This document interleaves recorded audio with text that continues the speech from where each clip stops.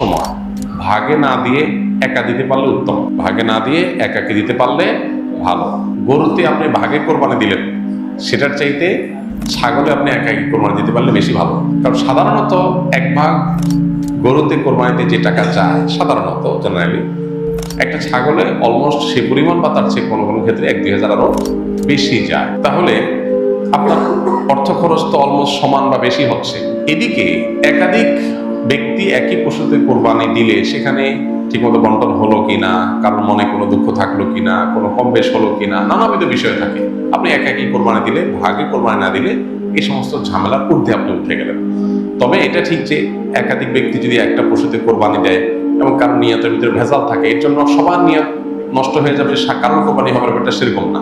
কারণ একজনের পাপের বোঝা আরেকজনের উপরে আসবে না। তারপরও সতর্কতামূলক উপায় হলো নিজের হালাল টাকা দিয়ে নিজের মতো করে কোরবানি দিতে পারা। শরীকে কোরবানি দিলে সেটা সম্পূর্ণ জায়েজ। একটা গরু, একটা ওট, এই দুই ধরনের পশুতে আপনার সর্বোচ্চ 7টি ভাগ হতে পারে।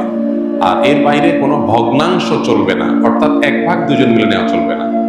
যে কোনো এক ব্যক্তি বা একটা পরিবারের তরফ থেকে একটা ভাগ হবে, এভাবে সর্বোচ্চ 7 ভাগ। সেক্ষেত্রে যত ভাগ কম হবে সব তত বেশি হবে। কারণ হলো একটা গরুর দাম যদি 70,000 টাকা হয়, 7 ভাগ হলে 10,000 করে পড়বে।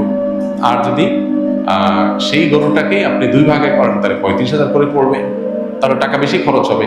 ইন্না আইজামাল জাযাই মা আইজামিল বালা।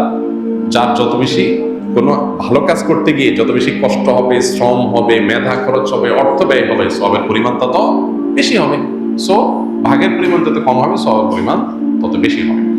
পাশাপাশি গোশত বন্টনের পদ্ধতি হলো যে কয় ভাগ হবে সেই কয় ভাগে কোরবানির গোশত বন্টন করতে হবে সমান হারে।